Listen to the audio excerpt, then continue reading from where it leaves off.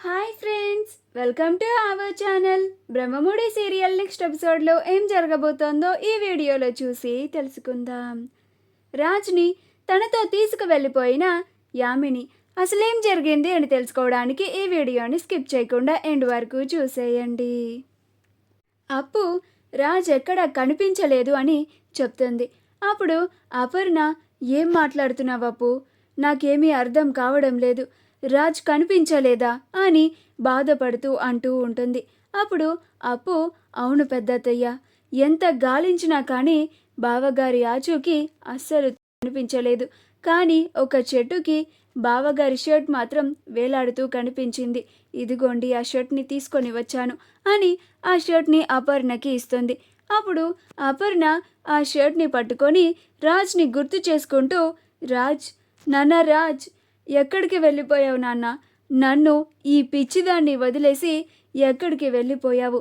ఈ పిచ్చిది నువ్వు లేకుండా ఎలా బ్రతుకుతుంది అని అనుకున్నావు నాన్న రాజ్ అని చాలా బాధపడుతూ ఉంటుంది.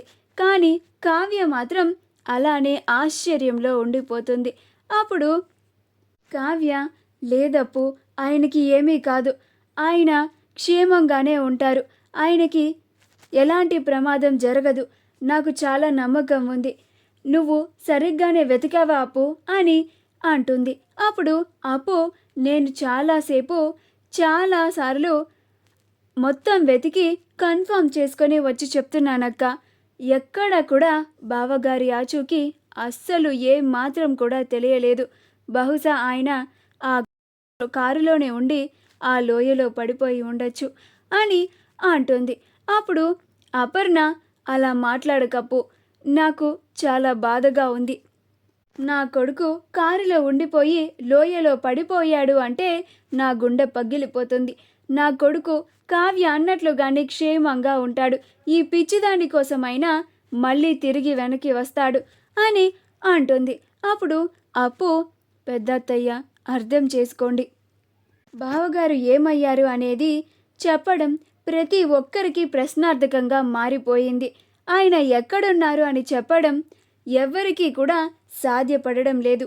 ఆయన ఎక్కడున్నారో కూడా మనకి ఆయన ఆచూకీ తెలియడం చాలా కష్టంగా ఉంది అని అంటుంది. అప్పుడు కావ్య, లేదప్పు, నువ్వు చెప్పేది నమ్మను. నాకెందుకో నువ్వెక్కడో పొరపాటు పడి ఉంటావు అని అనిపిస్తోంది.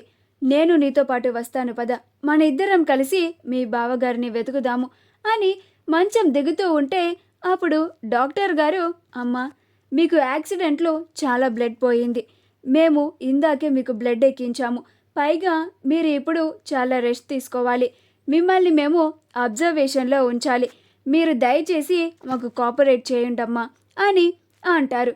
అప్పుడు అందరూ కూడా కావ్యని, అమ్మ కావ్య, రాజ్ గురించి మేము చూసుకుంటాం కదా, 2 రోజుల్లో రాజ్ ఎక్కడున్నాడో వెతికి తీసుకొచ్చి రాజ్ ఆచూకీని నీకు చెప్తాము. ఇప్పుడు నువ్వు నీ ఆరోగ్యం గురించి ఆలోచించుకోమ్మా, రెస్ట్ తీసుకోమ్మా కావ్య అని కావ్యకి అందరూ నచ్చ చెప్తూ ఉంటారు.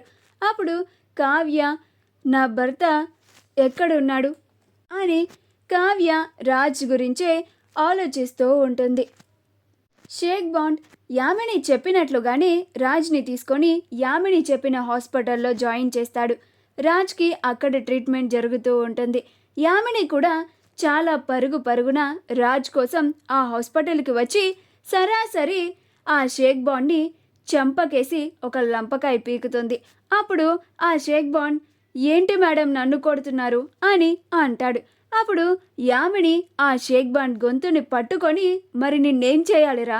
నా రాజ్ ఇప్పుడు ఇలాంటి పరిస్థితుల్లో ఉన్నాడంటే దానికి కారణం నువ్వే కదా, నీ వల్లే నా రాజ్ ఇప్పుడు తన ప్రాణాలతో పోరాడుతున్నాడు, నా రాజ్కి ఏమన్నా కావాలి, నిన్ను చంపేస్తాను అని అంటుంది.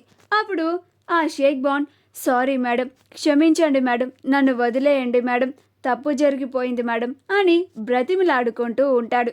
అప్పుడు యామిని ఆ షేక్ బాండ్ని వదిలేస్తుంది. అప్పుడు షేక్ బాండ్, మేడం, నాకు తెలియక ఒక డౌట్ అడుగుతాను, చెప్తారా అని అంటాడు. అప్పుడు యామిని, ఏంటో చెప్పు అని అంటుంది. అప్పుడు షేక్ బాండ్ ఇలా నేను మిస్ఫైర్ చేశాను అంటే ఆ కారు లోయలో పడిపోతూ ఉంది అని మీకు చెప్పగానే మీరు ఆ రాజ్ గారి బాడీని మాత్రమే వెంటనే ఎవరు రాకముందే తీసుకొని ఇక్కడికి రమ్మన్నారు ఎందుకని అని అంటాడు. అప్పుడు యామిని, అసలు నువ్వు నిజంగానే ప్రొఫెషనల్ కిల్లర్వారా? ఇంకొకసారి నువ్వు ప్రొఫెషనల్ కిల్లర్వి అని ఎక్కడన్నా చెప్పావంటే మాత్రం ముందు నేను నిన్ను చంపేస్తాను అని అంటోంది. అప్పుడు షేక్ బాండ్, ఇదేంటి మళ్ళీ ఈవిడ నన్ను ప్రొఫెషనల్ కిల్లరేనా అని అడుగుతుంది. ఈవిడికి ఎందుకని పదే పదే ఇదే డౌట్ వస్తుంది. నేను ప్రొఫెషనల్ కిల్లర్ లాగా కనిపించడం లేదా అని అనుకుంటూ, అదేంటి మేడం అంత మాట అనేశారు, నేను ప్రొఫెషనల్ కిల్లర్ లాగా మీ కళ్ళకి కనిపించడం లేదా అని అంటాడు. అప్పుడు యామిని, నేనసలు ఆ కావ్యని ఎందుకు చంపమని నీకు సుపారీ ఇచ్చాను తెలుసారా నీకు అని అంటుంది. అప్పుడు షేక్ బాండ్, అయ్యో మేడం అదేం ప్రశ్న, నాకెందుకు తెలియదు. ఆ కావ్య గారంటే మీకు నచ్చరు కాబట్టి ఆవిడని చంపమని నాకు సుపారీ ఇచ్చారు అని అంటాడు. అప్పుడు యామిని, నీ బొందరా, నా రాజ్ కోసం ఆ రాజ్ భార్యని కావ్యని చంపమని నీకు ఆ పనిని అప్పగించాను అందుకే, కానీ లేకపోతే ఆ కావ్యని చంపాల్సిన అంత అవసరం నాకేముంది అని అంటుంది. ఇప్పుడు నీ ప్రశ్నకి సమాధానం దొరికిందనుకుంటా అని అంటుంది. అప్పుడు ఆ షేక్ బాండ్ అయినా సరే ఇంకా ఆలోచిస్తూ, మేడం మీరు చెప్పింది నాకు ఇంకా అర్థం కావడం లేదు అని అంటాడు.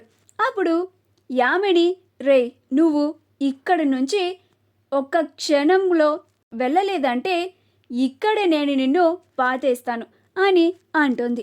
అప్పుడు షేక్ బాండ్, అయ్యో మేడం అంత పని చేయకండి, నేను ఇప్పుడే ఇక్కడి నుంచి వెళ్ళిపోతాను అని అక్కడి నుంచి వెళ్ళిపోతాడు. అప్పుడు యామిని రాజ్ని చూసుకుంటూ, I'm really very sorry Raj, నీకు ఇలా జరుగుతుందని నేను కూడా అస్సలు ఎక్స్పెక్ట్ చేయలేదు. నేను నీ భార్య కావ్యని మాత్రమే చంపించడానికి ఇలా ప్లాన్ చేశాను, కానీ నీకు కూడా ఇలా జరుగుతుందని అస్సలు అనుకోలేదు. నన్ను క్షమించు రాజ్, కానీ నీకు ఇలా జరిగి మంచి జరిగింది అని నేను అనుకుంటున్నాను. ఎందుకంటే నువ్వు అక్కడ నీ షర్ట్ని ఆ చెట్టుకి వేలాడి తీసేలాగా చేయించి నువ్వు చనిపోయావని మీ వాళ్ళందరినీ నమ్మించి నిన్ను నేను ఇక్కడ నాతో పాటు తీసుకొచ్చేసుకున్నాను. ఇక నువ్వు నేను లైఫ్ లాంగ్ సంతోషంగా బతకచ్చు అని అనుకుంటూ ఉంటుంది. మా వీడియో కనుక మీకు నచ్చినట్లయితే లైక్ చేయండి, షేర్ చేయండి, మా ఛానల్ని సబ్స్క్రైబ్ చేసుకోండి, పక్కనే ఉన్న బెల్ ఐకాన్ని క్లిక్ చేయడం మాత్రం మర్చిపోకండి.